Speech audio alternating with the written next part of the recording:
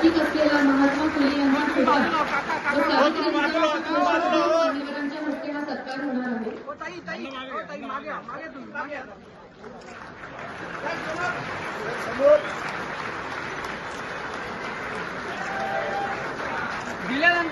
क्रांतीपुरुष पुरुषाताई यांनी एक रक्तविहीन सामाजिक क्रांती आपल्या देशात घडवली, त्या क्रांतीपुरुषाचा हा सन्मान आहे। हा सन्मान करत असताना राष्ट्रपिता ज्योतिराव फुले यांचा फेटा ही खरी पुण्याची ओळख आहे, लक्षात घ्या। सावित्रीबाई फुले आणि ज्योतिबा फुलेंनी सत्यशोधक चळवळ स्थापन करून बहुजनाला ज्ञानापासून ज्ञानाच्या प्रवाहात चाललेला प्रवाहित केलं। त्याचबरोबर छत्रपती शिवाजी महाराजांची प्रतिमा तर स्वरूप आहे। क्रांती ही एका दिवसात होत नाही, हे विचाराचं निरंतर चालणारं एक सूत्र स्वरूप अशा प्रकारचं जन आंदोलन आहे। त्यांचा आभार आहे। आज क्रांती पुरुष म्हणून आदरणीय खेडेकर साहेबांचा आपण या ठिकाणी गौरव करत आहोत। प्रतिनिधी स्वरूपामध्ये मराठा सेवा संघ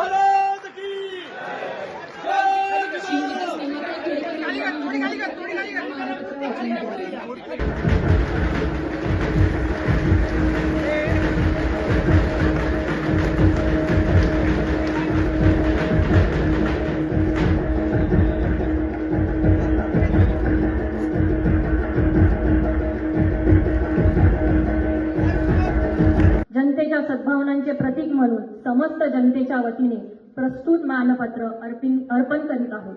दिनांक 4 जानेवारी 2025 बालगंधर्व रंगमंदिर पुणे, पुरुषोत्तम खेडेकर अमृत महोत्सव समिती व मराठा सेवा संघ।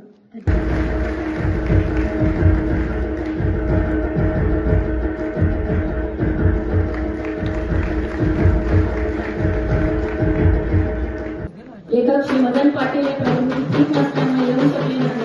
मी विनंती करेन सुवसी गंगाधर बंडोळे यांना यांनी या ग्रंथात महत्वाचे योगदान दिले आहे। आपण कृपया सहभागी व्हा।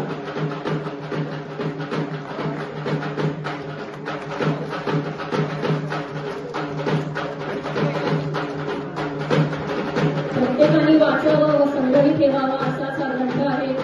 मराठा सेवा संघाच्या कार्याची वैचारिक समीक्षा यात केलेली आहे। त्यासाठी मदन पाटील यांचे आभार।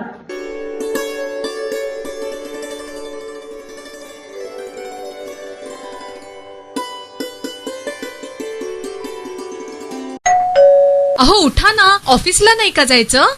अगं मला आज फ्रेशच वाटत नाही, काही करायची इच्छाच नाही। अहो मग तुम्ही आजपासूनच न्यू युनायटेड फार्मसीचे गुड मॉर्निंग चूर्ण घेणं सुरू करा। अपचन, मलावरोध, बद्धकोष्ठ, आम्लपित्त आणि पोटाच्या तक्रारींवर खात्रीशीर आयुर्वेदिक उपाय गुड मॉर्निंग चूर्ण। 35 वर्षांपासून सगळ्यांच्या पसंतीचे गुड मॉर्निंग चूर्ण औषधांच्या प्रत्येक दुकानात मिळते।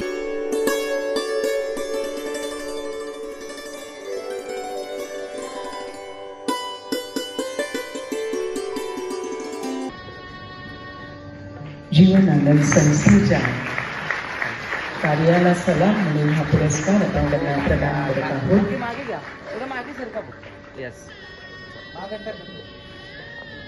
समोर एक मिनिट, मोमेंट थोडा खाली घ्या, हा बाजू। ओके, कुलकर्णी यांना प्रदान करत आहोत। आई समोर एक मिनिट,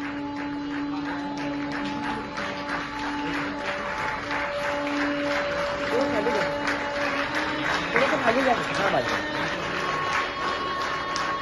समोर एक सेकंड, समोर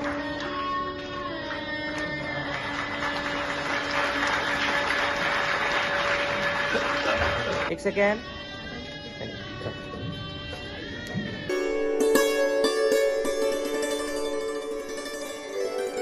गेले आणि दरवर्षी म्हणजे वेळेचा जास्त आपल्या हातात नाहीये, परंतु आजची बैठकीचा हेतू जो आहे तो सांगते आणि मग थोडं आपल्या वाटचालीकडे येते। आज व्यासपीठावरती उपस्थित असलेल्या वसुधा सरदार या माझ्यापेक्षाही अधिक काळ या पुरोगामी चळवळीमध्ये काम करतायत। स्वतः लिखाण, वाचन याबरोबर शेतीविषयक क्षेत्रामध्ये त्यांनी सेंद्रिय शेतीवर प्रयोग केलेले आहेत। दारूबंदीसाठी खूप मोठं आंदोलन उभं केलेलं आहे। त्याच सोबत कवयित्री आहेत त्या आणि कविता करायची ती असं आठवतंय मला। त्यानंतर सुधा कोठारी या खेडमध्ये पुणे जिल्ह्यामध्ये आणि महाराष्ट्रात आणि भारतामध्ये मी असं म्हणेन की बचत गटांचं काम रुजवण्याचं काम त्यांनी अनेक वर्ष केलेलं आहे. आणि नुकतीच मी राजगुरुनगरला 2 मुलींची हत्या झाल्यावर जेव्हा गेले होते त्यावेळेला या सगळ्या जणी वसुधा सरदार बाकी तिथल्या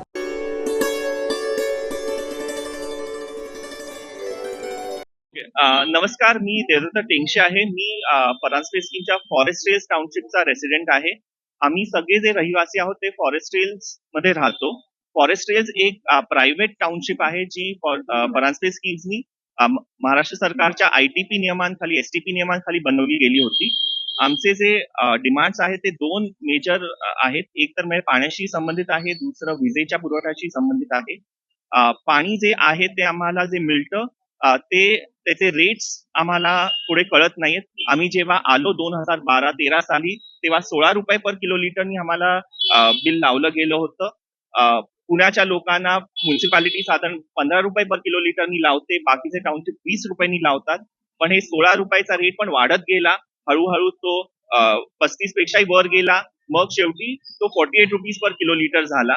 मागचे 8 वर्ष आम्ही 48 रुपीज पर किलोलीटर या हिशोबाने पाण्याचं बिल भरतोय.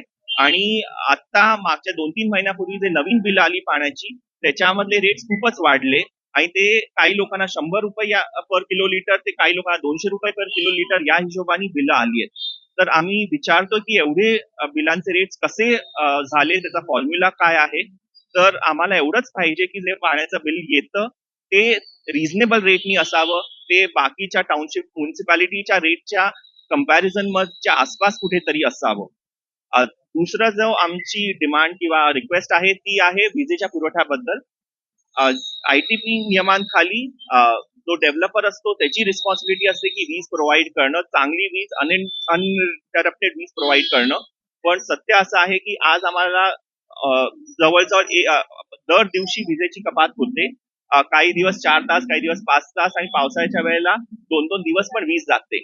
तर आमची एवढीच रिक्वेस्ट आहे की जे ITPच्या नियमांखाली जे डेव्हलपरची रिस्पॉन्सिबिलिटी आहे ते त्यांनी पुरी पाडावी. त्यांनी आम्हाला अनइंटरप्टेड वीज द्यायची सिच्युएशन करावी. आम्ही त्यांना त्यांच्याशी खूप वर्षांपासून बोलतोय. आजचीच ही डिमांड नाहीये. जेव्हा पाण्याचे रेट्स वाढले, जेव्हा बाकीचे प्रॉब्लेम्स आले, आम्ही परांजपेबरोबर 12 वर्षांपासून या गोष्टींवर डिस्कस करतोय, पण काही सोल्युशन निघालेलं नाही अजून. म्हणून आम्हाला इथे रस्त्यावर येऊन आमच्या डिमांड्स कराव्या लागत आहेत. पाणी आणि वीज ही बेसिक नेसेसिटी आहे. बरोबर. त्याच्यामध्ये रेरा कुठपर्यंत अकाउंटिंग काय आहे की खूपसे आमचे जे अपार्टमेंट्स आणि हे होते ते 2015च्या आधी आलेले होते, म्हणून तेव्हा रेरा नव्हतं. रेरा बद्दल पण काय काय इश्यूज आहेत, पण ते आजच्या प्रोटेस्टचा सब्जेक्ट नाहीये. आम्ही फक्त आज जे सगळ्यात महत्वाचे बेसिक इश्यू म्हणतात तसं पाणी आणि वीज या 2 गोष्टींबद्दलच प्रोटेस्ट करायला आलेलो आहोत. ते पण आहेत, पण परत आज फक्त विजेचं आणि पाण्याच्या बद्दलच आम्ही बोलायला आलेलो आहोत. पूर्ण झाली नाही तुमचं पुढचं आम्ही काय जे वेगळे गव्हर्नमेंट अथॉरिटीज आहेत त्यांच्याकडे ऑलरेडी कंप्लेंट केलेली आहे. त्या कंप्लेंटवर आम्ही फॉलोअप घेणार आहोत. एका अथॉरिटीकडे हिअरिंग पण आहे जवळच शेड्यूल, तेव्हा आम्ही त्यांच्यासमोर पण आमचे हे विषय ठेवणार आहोत आणि आम्हाला त्यांच्याकडनं न्याय मिळेल अशी अपेक्षा आहे. सोसायटी आहे त्यामध्ये किती फ्लॅट काय ही एक टाउनशिप आहे, तिकडे वेगळे सोसायटीज आहेत. काही हाय राईज बिल्डिंग्स आहेत, जिकडे काही बंगले आहेत, काही वृद्धाश्रमासारखे आहेत. तर साधारण आता म्हणीन तर असे 5,000 लोक राहतात. एवढी लोकांची आहे आणि नवीन पण बनतायत जिकडे आणखीन फ्लॅट्स वगैरे कन्स्ट्रक्शन आहे. डेव्हलपरचं तुमच्याबद्दल काय म्हणणं आहे? ते तुम्ही त्यांना विचारू शकता. ज्येष्ठ नागरिक पण मोठ्या संख्येने उपस्थित आहेत. हो. ज्येष्ठ नागरिकांना यामुळे काय त्रास होत आहे? काय आहे की फॉरेस्ट रेंज मध्ये अथश्री नावाची ज्येष्ठ नागरिकांची सोसायटी आहे, जे ज्येष्ठ नागरिकांसाठी बनलेली आहे. आणि समजा पाणी नसेल, वीज नसेल तर त्यांना सगळ्यात जास्ती त्रास होतो. जे यंग लोक आहेत ते काय काय धावपळ करू शकतात, कुठेतरी दुसरीकडे जाऊ शकतात, पण जे वृद्ध आहेत त्यांना हलणं फिरणं कठीण.